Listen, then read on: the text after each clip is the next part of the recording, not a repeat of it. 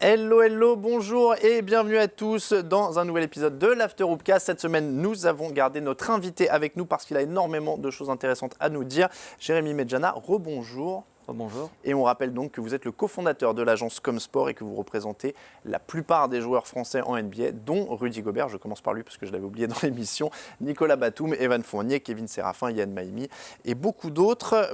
Georges Eddy est toujours là. Jérémy Lebescon est là également. Oui, toujours là. Rebonjour messieurs. Le principe de cet after est simple. Jérémy, on voulait vous demander tout simplement, c'est quoi la vie d'un agent NBA? On a beaucoup parlé de l'actualité quand on s'est vu dans l'émission.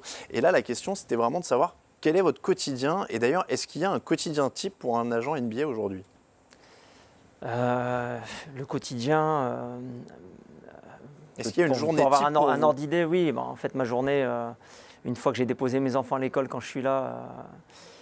je continue à regarder toutes les news parce qu'en fait je les regarde souvent la nuit, plusieurs fois. Donc ça c'est mon côté un peu psychopathe.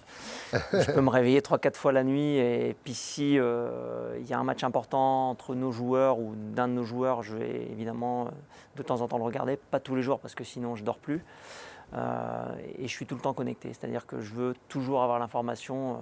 Pour moi c'est avoir l'information à l'instant T où elle sort ou même essayer de l'avoir avant.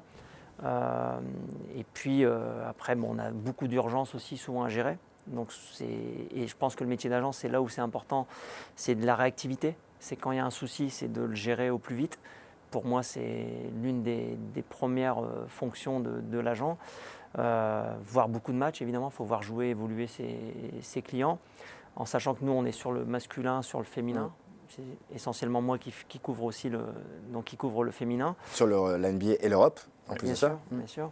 Là, par exemple, je vais aller ce week-end sur Chalon voir l'équipe de France féminine. Voilà, ce week-end, j'étais sur les matchs du Paris-Levallois contre Le Mans, où je suis allé voir le match Espoir pour voir jouer Jonathan Gène, qui est un de nos jeunes joueurs. Ensuite, au match pro. C'est dur les pros, hein. Ouais, alors, justement, il y a quelque chose qui m'a interpellé. Vous parlez d'urgence. C'est quoi une urgence typiquement en pleine saison? C'est quoi, quel type de souci? Parce que je ne vais pas mentir, on a le cliché des films, c'est-à-dire il y a une de ses conquêtes dans son coffre, il a eu un problème et vous êtes débarrassé du corps ou un joueur se blesse. Qu'est-ce que c'est qu'une urgence? C'est pas arrivé, mais c'est vrai qu'on a quand même vécu des situations cocasses. On a évidemment plein d'anecdotes, mais je ne les raconterai pas forcément ici. Alors, pas toute une petite, allez. Non, mais quand je dis l'urgence, c'est voilà, s'il y a un problème avec un club sur un paiement, sur le versement d'un salaire, évidemment, il faut être réactif, il faut évidemment appeler les dirigeants. Si quelques jours après, ça ne réagit pas, on peut être susceptible de faire envoyer un recommandé. Mais, ça arrive particulièrement en Europe, j'imagine. En NBA, il peut y avoir des... Non, NBA, il n'y a pas de retard de paiement. Non, il n'y a pas plus carré que la NBA. Justement, alors votre rôle, au final, on vous voit beaucoup au moment des négociations, on a parlé des contrats, on a parlé de ces choses-là, mais votre rôle, c'est du suivi au quotidien, au final, avec ces joueurs-là. Ouais, ça ne s'arrête jamais. C'est-à-dire que même quand je pars en vacances, ma femme est évidemment avertie depuis longtemps, c'est que mon téléphone est tout le temps branché. Voilà, donc, et combien de coups de fil par jour, par exemple, en moyenne? Combien de centaines? Non, dans les périodes de transfert, ça peut aller jusqu'à 200, 250, voire 300 des fois dans des journées vraiment hyper intenses, vraiment au cœur des transferts.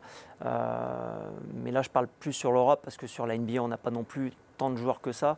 Là, c'est plus ciblé, c'est un travail vraiment qui est fait plus en profondeur par rapport aux négociations, parce qu'il faut évidemment venir avec des dossiers qui sont solides, avec tous les arguments que l'on peut mettre en avant lors des négociations, parce que les négociations NBA ne se passent pas du tout de la même façon. Ouais. Ça se passe autour d'une table, alors qu'ici en Europe, ça se passe souvent au téléphone ou par échange mail. D'accord. Voilà. Est-ce que aussi au quotidien, ça ne consiste pas à être un peu la nounou du joueur? J'imagine qu'à chaque doléance, vous êtes aussi là pour y répondre, et c'est ça qui fait la différence selon les agences, votre proximité avec le joueur et votre capacité à répondre. Oui, bien sûr, mais ça dépend. En fait, après, babysitter un joueur, ce n'est pas non plus forcément une bonne chose. C'est lui donner les mauvaises habitudes. Donc, il faut aussi, nous, c'est notre rôle aussi de les responsabiliser. Voilà, parce que si on fait tout à leur place, ils ne vont jamais évoluer. Et je veux dire, si tu n'évolues pas en tant qu'homme, pour moi, tu n'évolues pas forcément en tant que joueur. C'est souvent lié. Donc, on va parler plus de jeunes joueurs, où effectivement, pour des jeunes joueurs, on va vraiment les aider, comme des jeunes joueurs qui commencent à être sollicités par les médias. Voilà, ils n'ont pas évidemment à 17-18 ans, ils n'ont pas un attaché de presse parce qu'ils n'ont encore rien prouvé, ils n'ont encore rien fait et ils ne sont pas forcément prédestinés à devenir des joueurs importants en NBA. Mais c'est vrai qu'on on essaie de les accompagner sur toutes ces étapes. On peut aussi leur faire du media training parce qu'il faut les préparer. On peut dire il y a plein de services. Des conseils financiers, parce Alors que voilà, beaucoup de joueurs question, NBA ouais. finissent les en mettre banqueroute. les mettre en relation évidemment avec des personnes des plus fiables pardon, au niveau de la gestion de leur argent. Donc voilà, faut effectivement leur apporter tous les services. Mais je parle de ça, je peux vous parler aussi du coaching mental. En cas d'urgence, on peut aussi les envoyer voir on a un référent ici sur Paris qui est l'un des tout meilleurs ostéopathes de France. On va leur dégoter des rendez-vous dans l'urgence parce qu'on aime bien aussi des fois avoir des contre-expertises pour avoir au moins 2 avis, des fois 3 avis, pour être sûr qu'au niveau des décisions à prendre sur tout ce qui est blessure, parce que les blessures, ça prend aussi beaucoup de temps, parce qu'on essaie aussi d'apporter le meilleur conseil possible via tout le réseau que l'on a tissé depuis maintenant 15 ans dans le milieu médical, par exemple. Donc on a réussi à s'entourer aussi de tous ces services-là en ayant vous avez une palette hyper complète finalement, ça passe vraiment dans tous les domaines. Au niveau du financier, on a beaucoup parlé des négociations, est-ce que c'est parfois tendu, est-ce que c'est vraiment ce qu'on peut imaginer d'appeler, de faire de l'intox, ou que ce soit les GM ou vous d'ailleurs côté Et du NBA, bluff. Du bluff, voilà, de dire on essaye ça et puis on voit Quand les joueurs sont bons, on n'a pas forcément besoin de bluffer beaucoup, mais c'est vrai que ça fait partie aussi de nos qualités dans la négociation, c'est-à-dire qu'il faut être capable effectivement d'optimiser au mieux les situations de chacun. Donc effectivement, quand il faut être dur, et quand on a négocié avec Kuta, à un moment donné, on a dit on ne bougera plus, voilà, ça c'est notre dernière offre et on ne va pas y déroger, et ils ont fini par céder. C'est facile Est-ce que le joueur justement a des angoisses quand vous allez le voir et vous lui dites on va leur dire que c'est comme ça et que c'est pas autrement? Est-ce que vous avez déjà eu des joueurs qui vous ont dit bien sûr, il y a des sûr ça va pas partir? Oui, il y a des joueurs qui le vivent mieux que d'autres, mais globalement, je ne vais pas vous mentir,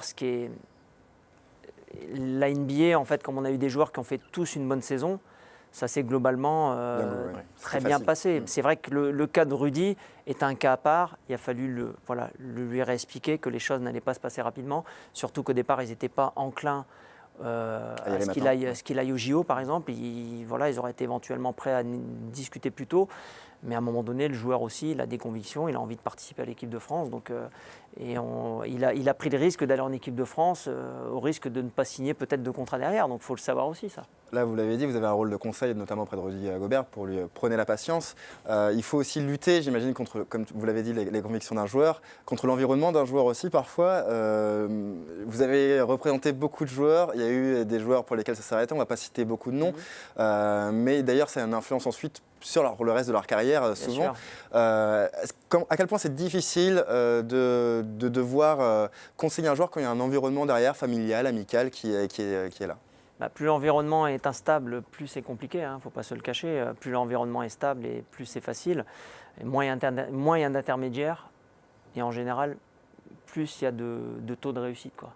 Juste une question sur votre métier, parce qu'il y a énormément de fantasmes. Pour les commissions, c'est très réglementé en NBA au final. Oui. Vous touchez combien par contrat? Au maximum, en fait. Au maximum, entre 2 et 4%. Nous, on estime que le service qu'on donne à nos joueurs est depuis le début, puisque c'est un service. Il faut savoir qu'en fait, on ne gagne pas d'argent sur les premiers contrats. Sur le premier contrat rookie, c'est des commissions qui sont dérisoires. Puisque c'est des barèmes fixes. Voilà, c'est sur une part de 20 à 40%. Donc le contrat, sur 100%, vous touchez sur 20% du contrat. Si vous avez négocié 20% supplémentaires pour aller à 120, vous allez toucher sur cette partie-là de 40%. Mais c'est des commissions qui sont dérisoires, puisqu'on est sur des contrats, en général, les contrats rookies sont évidemment beaucoup moindres. Donc c'est un investissement de beaucoup d'années. Et c'est vrai que quand vous perdez un joueur au moment où il va signer son gros contrat, c'est d'autant plus difficile à avaler parce qu'effectivement, vous avez travaillé pendant des fois 7, 8, 9, 10 ans pour certains joueurs. Et au final, au moment où ils vont toucher de l'argent, c'est quelqu'un qui va récupérer cette grosse partie sans avoir beaucoup travaillé, surtout quand le joueur est bon. Et donc les fameux 4%, pareil au niveau des questions sur le métier, ça tombe pour l'agent qui représente le joueur, ça tombe dans les caisses de l'agence et vous avez un salaire. Comment ça se passe exactement? Oui, bien sûr, ça tombe dans les caisses de l'agence. Oui. On a une structure ici, une structure aux États-Unis. Et on a des salariés. Et voilà, après, avec Bouna, on a toujours été dans une optique de faire évoluer les structures. Donc on a évidemment pendant des années, on aurait pu gagner beaucoup plus d'argent, mais on a surtout réinjecté à chaque fois, ou en tout cas laissé beaucoup d'argent dans la structure pour la faire évoluer. On a même pris aussi beaucoup de risques au départ, puisqu'on a été aussi en redressement au départ, quand on s'attendait à toucher une commission, la première grosse commission qu'on aurait dû toucher, qui est passée à l'AS. Ça a été évidemment un coup très dur pour nous, où là, financièrement, ça a été compliqué pendant quelques années. Donc évidemment, aujourd'hui, voilà, on respire, mais on ne fait pas n'importe quoi. Il y a deux choses à savoir, je pense ne pas me tromper en disant ça, c'est-à-dire qu'aux États-Unis, en NBA, en tout cas pour la NBA, la représentation par un agent n'est pas obligatoire. C'est le cas notamment de Dirk Nowitzki qui, lui, n'a pas d'agent NBA. Mais en plus que si vous avez négocié un contrat pour Nicolas Batum, mais que par la suite il changeait d'agence, vous gardez cette partie-là de commission, ce n'est pas le nouvel agent qui... Vous touchez sur ce que vous avez négocié, c'est-à-dire que jusqu'au terme du contrat. Et donc là-dessus, voilà. Puis après, vous êtes payé en fonction aussi d'une autre négociation avec le joueur. Vous pouvez être payé en même temps que lui, au prorata mensuellement, en même temps que son salaire, ou sur des montants versés en plusieurs fois. Mais bon, ça, c'est une négociation, c'est des choses que nous, on met en place en interne et qui sont évidemment, entre guillemets, confidentielles. Mais bon, voilà. Par contre, dans les contrats européens, ça peut monter à 10% de commission. Et c'est obligatoire d'être représenté par un agent en Europe ou un avocat. Obligatoire, c'est une bonne question. Non, je ne suis pas certain que c'est une obligation. Moi, j'étais joueur professionnel, j'ai jamais eu d'agent. Mais ce n'était pas exactement les mêmes sommes en jeu. Non, c'est pas une obligation. Pour terminer sur une petite note légère, Jérémy Medjana, on est obligé de vous demander une petite anecdote. Vous avez dû voir des trucs complètement dingues quand même, en évoluant dans les milieux de la NBA avec certaines sommes. Et quel est l'achat le plus dingue que vous ayez vu d'un de vos joueurs, sans donner de nom forcément, mais voilà, quelqu'un qui aurait flambé quelque chose de fou? Non, en général, les voitures, c'est vrai qu'on a quelques joueurs qui sont fans de voitures, mais avec Bouna, on arrive à calmer, à les raisonner. Ah, vous avez quand même de temps en temps, vous allez dire, voilà, là, c'est peut-être un peu trop. Et... c'est clairement, ouais. Non, après, c'est une qualité que l'on a avec Bouna, je pense, c'est d'avoir toujours dit la vérité à nos joueurs, quitte à des fois à les vexer, voilà, mais on a toujours dit la vérité, on a toujours fonctionné comme ça, on le fera tout le temps. Mais c'est vrai que je pense que voilà, les voitures, c'est certainement... voilà, ils se font souvent plaisir avec des achats de voitures de grosses berlines ou de voitures de luxe, quoi, évidemment. Vous nous rendez service en faisant ça à vos joueurs. Shaquille O'Neal avait un garage avec 10 voitures et c'était que des Rolls-Royce, Bentley, Lamborghini. Et même Tony Parker est un peu collectionneur de voitures de très haut niveau. Mais rester raisonnable, c'est pas évident dans un milieu pareil où on pète les plombs facilement. Surtout maintenant, voilà, il y a encore d'autant plus d'argent. Donc c'est vrai que du coup, vous succombez à vos caprices très facilement et puis vite vous retrouvez avec 4, 5, 6 voitures. Nous, on ne voit pas l'intérêt d'avoir 4, 5, 6 voitures, quoi. Est-ce que je peux t'envoyer avec une dernière question? Vas-y, Peter Corneli, Jonathan Jeanne, c'est quoi la suite pour Comsport? La suite, en fait, on reste focalisé sur notre marché, qui est le marché français, quel que soit le niveau du championnat, parce que le championnat, c'est vrai que quand je vois un match comme dimanche, c'est pas forcément facile. Mais après, je rejoins Georges dans son analyse quand effectivement, s'il a une BDL plus, donc je pense qu'il y aura beaucoup de joueurs américains qui vont vouloir rester chez eux pour, évidemment, en espérant atteindre la NBA, ce qui pourrait éventuellement permettre aux jeunes joueurs français d'avoir d'autant plus d'opportunités parce que... Et si vous investissez à Paris, vous? Nous, on ne peut pas investir à Paris puisqu'on ne peut pas être dirigeant et agent. Si des joueurs de Comsport investissent à Paris, on collaborera évidemment intelligemment, mais encore une fois, nous, on ne veut pas être l'agent d'un club et encore moins l'agent de toute une équipe. Avec Bouna, on est d'accord là-dessus, ça n'a aucun sens, quoi. C'était une manière détournée de demander si vous aviez des infos sur un investissement éventuel de Nicolas Batum au Paris-Levallois, je pense. Il y a des discussions, oui, mais après, Bouna serait plus à même que moi de répondre. Mais oui, de toute façon, après, c'est un secret pour personne. Voilà, c'est une possibilité. Qui ne voudrait pas de Nicolas Batum comme actionnaire dans un club français? Ce serait quand même sympa d'avoir un joueur de NBA en plus. C'est un passionné, il y a l'image, il y a la passion. C'est un joueur, c'est un joueur qui est passionné, qui je pense et qui veut donner énormément. Voilà, exactement. C'est quelqu'un d'hyper généreux, donc je pense qu'il... Fondation avec l'Afrique. Pour répondre à ta question, Georges, je ne suis pas sûr que Fred Forte soit très partant pour avoir un actionnaire de la taille de Nicolas Batum au Limoges CSP. C'est une autre question. Merci beaucoup, messieurs. On pourra lui poser la question. On lui posera la question. Merci, messieurs. Merci encore, Jérémy Medjana, de nous en avoir appris un peu plus sur votre métier d'agent NBA. On vous dit à jeudi pour le prochain Hoopcast. Ciao, ciao.